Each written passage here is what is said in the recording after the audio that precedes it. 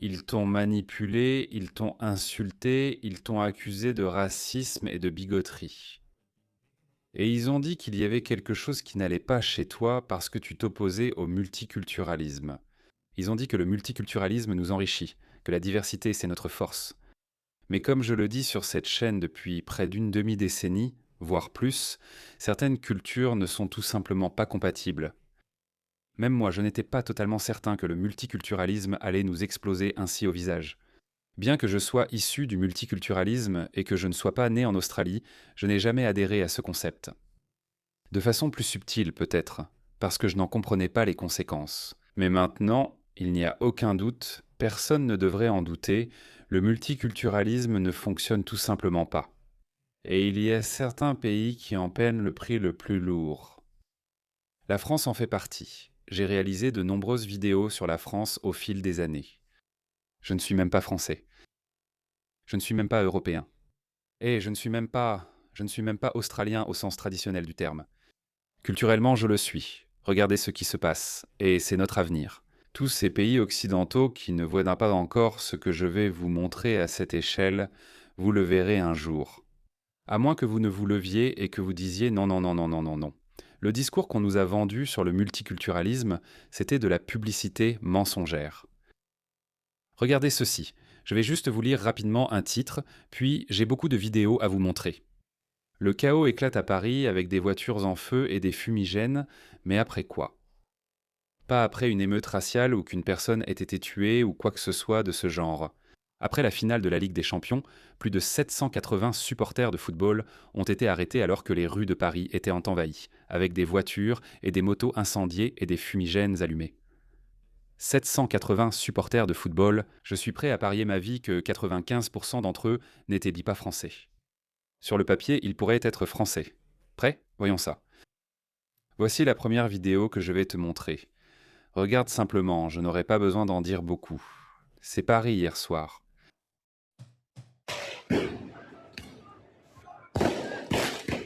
Ils utilisent des feux d'artifice comme armes. Ils tirent sur les gens dans les yeux. Il y a la police là-bas. Regarde ça. Aucun d'entre eux, pas un seul Français en vue. Voilà le multiculturalisme, les gars. C'est ça le multiculturalisme. Voilà comment la diversité et le multiculturalisme vous enrichissent. Regarde ça.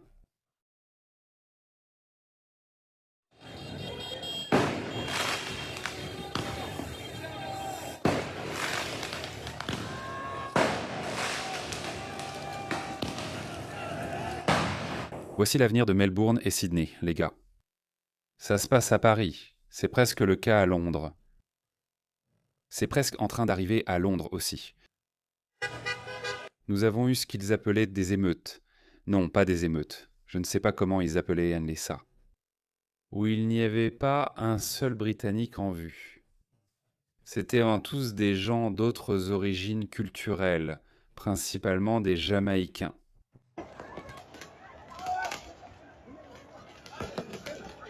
C'est Paris. Champalise, c'est Chambalise. Non, ce n'est pas ça, on dirait un bâtiment important en France. Indiquez en commentaire de quel bâtiment il s'agit. Quoi que ce soit, ce n'est plus dirigé par les Français. Regardez ça, voici les tristement célèbres Champs-Élysées. Champs-Élysées, je crois que c'est comme ça qu'ils le prononcent. Pas un seul Français en vue. C'est nord-africain, eux non, peut-être, je ne sais pas. Regardez bien, voilà votre avenir, voilà l'avenir de chaque pays occidental. Mon cœur se serre quand j'imagine que Melbourne va devenir comme ça, parce que je me souviens du bon vieux temps, les gars. Je me souviens du bon vieux temps. Charge.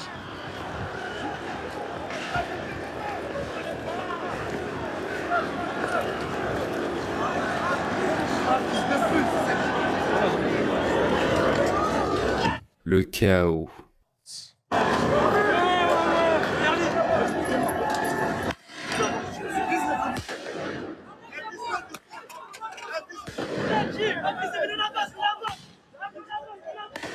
Regardez les gars, tire sur les condés, regardez, regardez. Ok.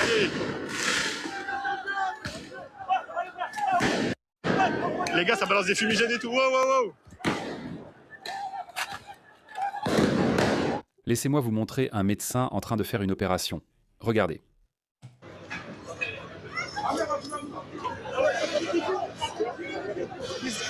La diversité, c'est beau, non? N'est-ce pas là le summum de l'enrichissement? Ça aura lieu dans la banlieue de Melbourne, à Ivanhoe et North Northcote. Abbotsford, Albert Park, Brighton, Toorak. Ça va arriver. Ça va arriver. Car si vous critiquez ce comportement, on vous traite de raciste et d'intolérant.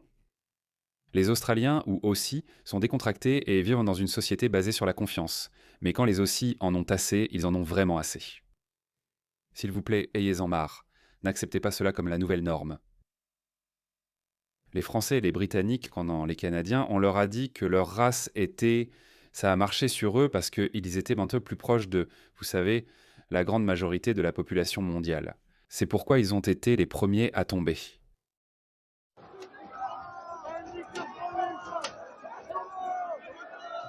Est-ce qu'ils feraient ça dans leur propre pays? Est-ce qu'ils feraient ça en Algérie? La plupart d'entre eux sont algériens. Est-ce qu'ils feraient centrer ça en Algérie? Non, ils ne le feraient pas. Parce que premièrement, l'Algérie sait comment gérer ces gens-là. Et deuxièmement, ils tiennent à l'Algérie. Ils ne se soucient pas de la France. Ce n'est pas leur pays. Pour eux, ce sont vos anciens maîtres coloniaux. Et actuellement, ce sont des infidèles. L'avenir appartient à l'islam et aux musulmans. C'est comme ça qu'ils pensent. Comment puis-je dire cela? Je pense que je peux me mettre à la place des autres. Je déteste voir un sac en plastique traîner n'importe où. Je déteste ça. Parce que parfois je me dis, tu sais quoi, je vais juste prendre ce bâton, peu importe lequel, et je vais ramasser les déchets. Il n'y en a pas beaucoup, mais parfois j'en ai envie. Peut-être le ferai-je un jour. Ces gens ne ressentent pas ça. Pourquoi? Parce que je vais mourir ici. Je veux mourir dans ce pays. Ces gens non, ils s'en fichent. Et d'ailleurs, je suis une exception. Je peux comprendre un Australien. Un Australien blanc anglo-saxon est culturellement évolué pour atteindre ce niveau de conscience, où tu perçois ton pays, la propreté, l'hygiène, le progrès et la prospérité tout autrement. Mais quand tu fais venir des gens d'autres cultures, de Somalie, du Bangladesh, du Pakistan, du Soudan, peu importe, ils vont apporter leurs propres valeurs et leur propre vision des choses. Et c'est pourquoi personne d'autre que Powell ne pouvait prévoir cela. D'accord, on peut leur pardonner. Très bien, vous aviez de grandes ambitions. Tu pensais qu'on pouvait tirer le meilleur des gens si on leur donnait une bonne éducation, de bons soins de santé et un bon système d'aide sociale. Alors on pouvait tirer le meilleur d'eux. Ça ne s'est pas passé comme ça. D'accord. Maintenant, on sait que ça ne s'est pas passé comme ça. L'Australie n'a pas à suivre ou à répéter les mêmes erreurs que les autres pays occidentaux européens ont faites. Nous n'avons pas à faire les mêmes erreurs. J'en ai encore. Regarde ça. C'est Elon Musk qui s'en mêle lui aussi. Peux-tu lui en vouloir? Qu'est-ce qu'il a dit? Il a dit « Des problèmes à Paris. Il faut le dire, les gars. Mon cœur se brise en voyant ça. Regardez ça. C'est Paris. La ville de l'amour. » Quand ils ne font pas ça, le harcèlement sexuel a explosé. J'ai une vidéo à vous montrer. Je ferai peut-être une vidéo séparée sur ce sujet.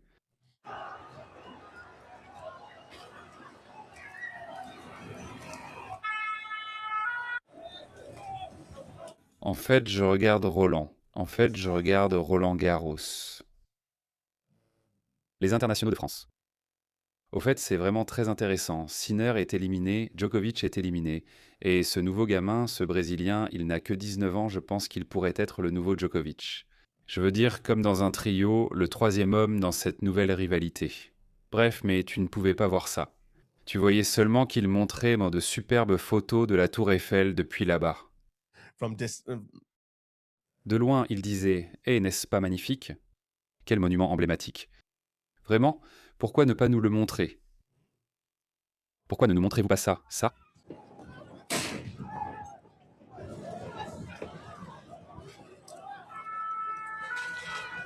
Ceci, c'est la tour Eiffel. Voilà. Ils ne nous ont pas montré ça à Roland-Garros. Des gens très civilisés, en majorité des Français, assis et applaudissant au bon moment. Placez ce groupe de barbares parmi eux et voyons le résultat. Parce que, encore une fois, les cultures comptent. La plupart de ces gens sont nés en France.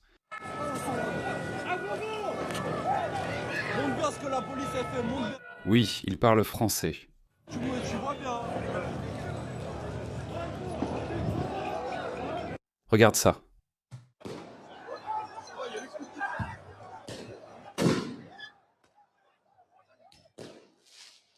Des Nord-Africains, Africains et peut-être quelques Français. En fait, y en a-t-il? Tu en vois? Non, il ne semble pas, il ressemble peut-être à autre chose. Ce gars-là pourrait être français.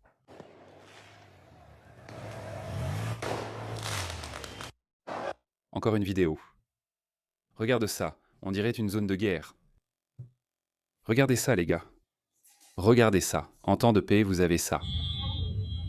En temps de paix, vous avez ça. Qui fait ça? C'est la diversité qui fait ça.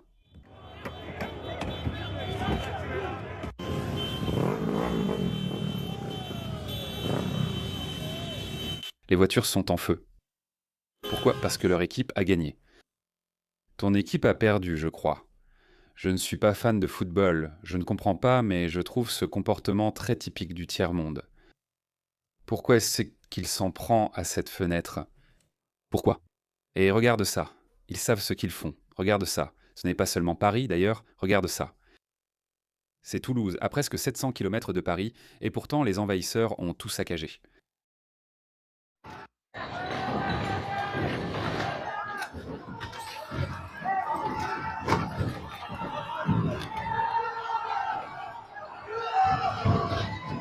Regarde ça. Ça, c'est encore Paris. Regarde ça.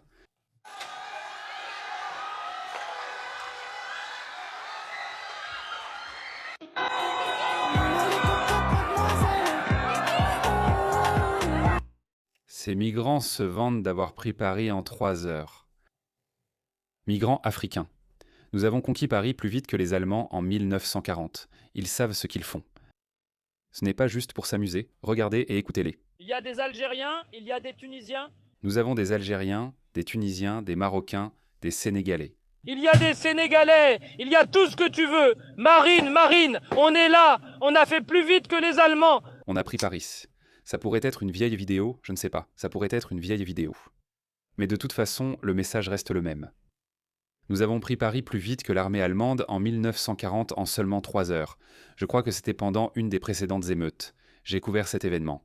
Les Allemands l'ont pris en 24 heures. Ils en sont fiers. Ils sont vraiment fiers, les gars. Qu'allez-vous faire? Il y en a encore. Mon Dieu, ces vidéos sortent toujours. Migrants. Voilà. N'ai-je pas dit qu'ils allaient en s'en prendre à eux? Regardez. Des migrants harcèlent un jeune couple blanc lors des célébrations ou émeutes d'hier. Vous ne serez pas en sécurité dans vos rues, Australiens. Si vous croyez qu'on gardera la même société de confiance où une Australienne peut, même ivre, je me souviens de cette époque. Oui, il y avait quelques pervers sexuels ici et là, mais la plupart du temps, ça allait. On voyait une jeune femme ivre marcher seule à 1 heure du matin. Dans le centre-ville, personne n'y touchait, ni ne faisait rien.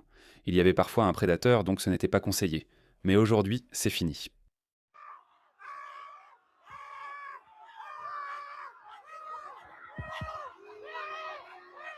Regarde ça. Imagine ça, tu ne peux rien faire. Tu ne peux pas, ce gars est terrifié. Que feront-ils s'ils perdent le contrôle? Il fait semblant et applaudit. Il ne devrait pas avoir à faire ça. Regarde, ils lui ont jeté de l'eau. Voilà ton avenir. Cette vidéo va devenir Ben Laden. La probabilité de simulation de Ben Laden. Regarde ça.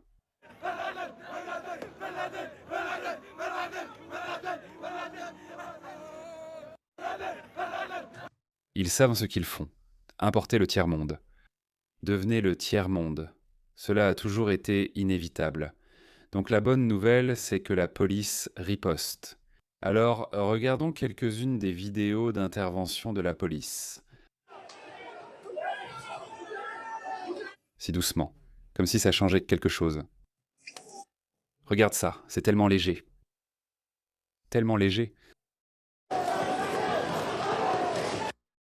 Tu as besoin, j'y crois vraiment. Je le redirai. Est-ce qu'ils ont été vraiment durs avec ce gars-là? Le seul gamin qui avait l'air blanc? Regarde-le, tous les autres. Regarde ça, ouais. Je ne sais pas. Je vais peut-être un peu loin, mais regarde comme il frappe tout doucement ces gens. Un petit coup. Regarde ce gamin blanc. Où est-il? Il va apparaître. Oui, c'est lui. Bam bam bam. C'est un autre gamin blanc. Je suppose qu'ils sont juste... je ne sais pas. Je pense qu'il y a du mépris. Écoute, c'est nouveau pour nous tous, y compris les forces de l'ordre et les politiciens. Comment gère-t-on différentes cultures? Comment gère-t-on cela? Parce que si on est trop sévère avec ceux qui ne sont pas d'ici, est-ce que ça ne va pas créer un ressentiment qu'on ne pourra pas gérer? Et puis, on devrait être encore plus strict avec les autochtones parce qu'ils sont culturellement habitués à respecter les forces de l'ordre. Donc je pense que tous ces éléments jouent un rôle. On se fâche contre Tuti Akir. Pourquoi est-il si dur avec les autochtones, alors que Benzo est rétrograde et lèche les bottes de tous les autres Britanniques non natifs? Regarde ça, il tire des feux d'artifice. Mon Dieu. Combien de personnes cela peut-il aveugler?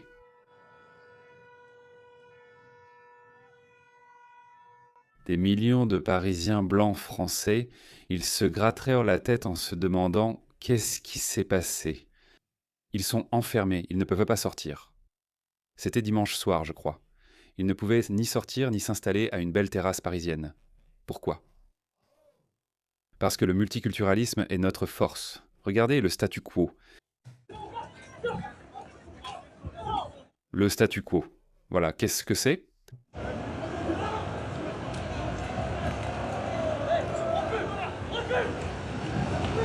Ils sont certainement français. Ils ne le sont pas.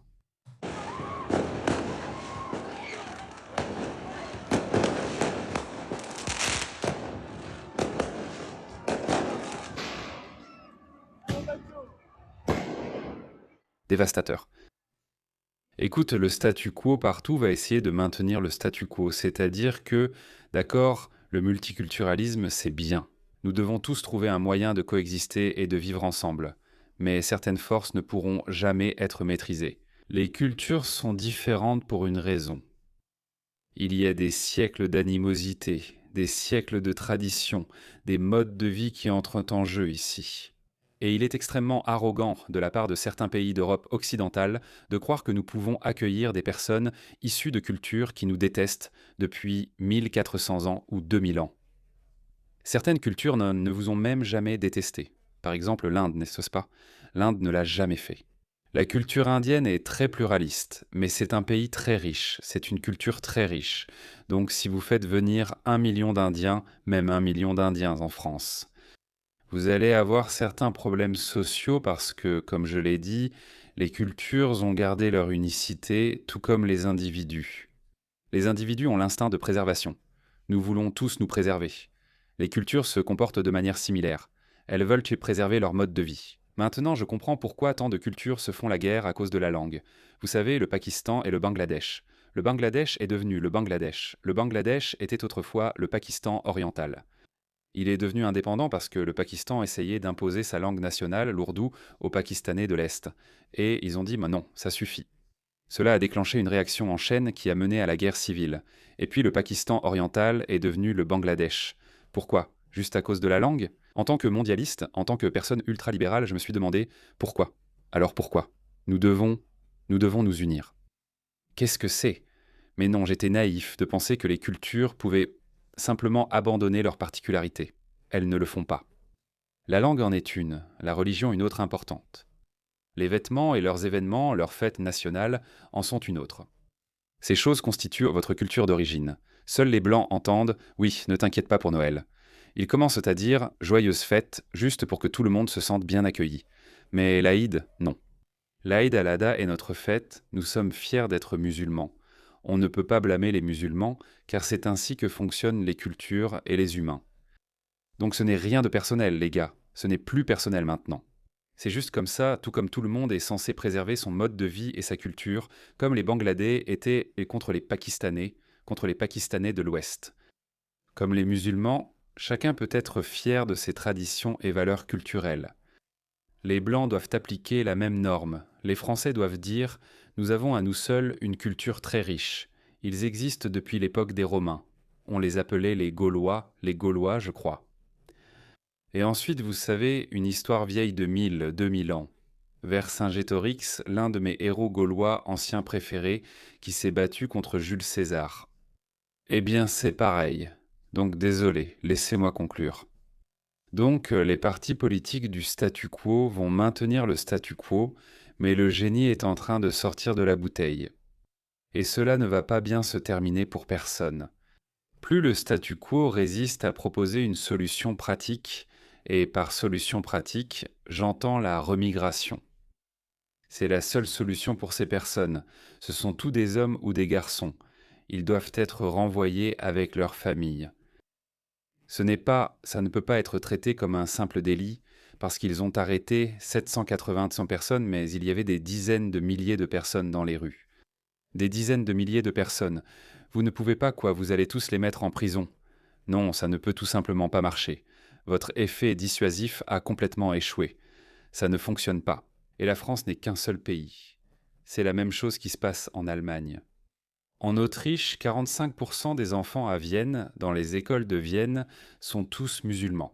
45%, ce qui veut dire que 45% de la future population de Vienne sera musulmane. Je n'ai rien contre les musulmans ou les individus. Je suis certain que des centaines d'entre eux seront pacifiques.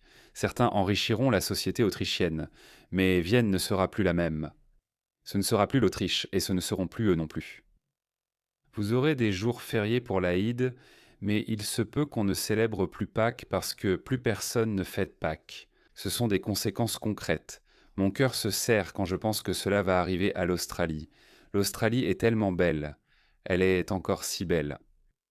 Préservez-la, chers Australiens, car nous allons la perdre.